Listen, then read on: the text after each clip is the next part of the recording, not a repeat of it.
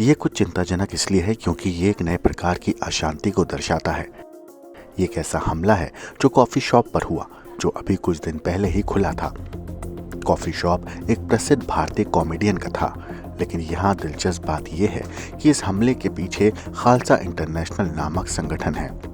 ये दोनों ही देशों में एक आतंकवादी संगठन माना जाता है, लेकिन यहाँ दिलचस्प बात यह है कि इस हमले के पीछे बब्बर खालसा इंटरनेशनल नामक संगठन है।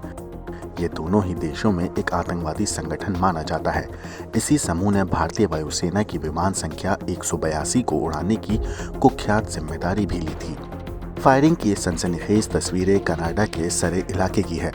जिस बिल्डिंग को निशाना बनाया जा रहा है वो मशहूर कॉमेडियन कपिल मिश्रा का कैफे है। फायरिंग की वारदात 9 जुलाई की रात की है। तस्वीरें देखिए। फायरिंग के बाद गोलियों के निशान साफ देखे जा सकते हैं। हाल ही में कनाडा में काफी धूमधाम से कपिल शर्मा के कैप्स कैफे का उद्घाटन हुआ था। ये कपिल शर्मा का पहला इंटरनेशनल रेस्टोरेंट प्रोजेक्ट बताया जा रहा है। इस हमले की जिम्मेदारी खालिस्तानी आतंकी हरजीत सिंह लड्डी ने ली थी। लड्डी पंजाब के नवाज शहर का रहने वाला है। फिलहाल वो कनाडा में छिपा हुआ है। NIA ने इसके ऊपर 10 लाख का इनाम रखा है। पंजाब में भी कई घटनाओं में लिड्डा का नाम आया है। कपिल शर्मा के जिस कैफे पर हमला हुआ है वो कनाडा के ब्रिटिश कोलंबिया में है।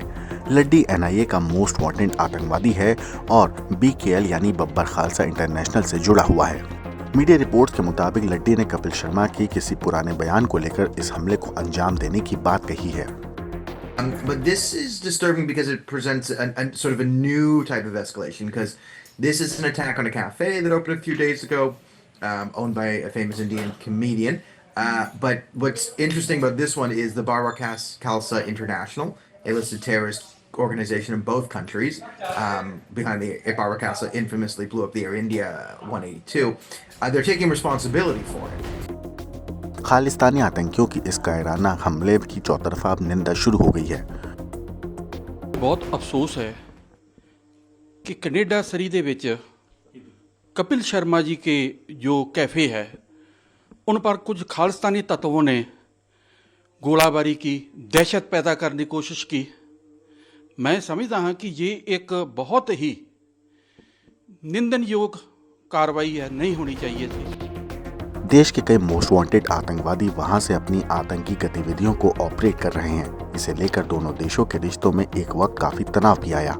फायरिंग की इस वारदात ने एक बार फिर कनाडा में खालिस्तानी आतंकियों की बेखौफ मौजूदगी पर सवाल खड़े कर दिए हैं।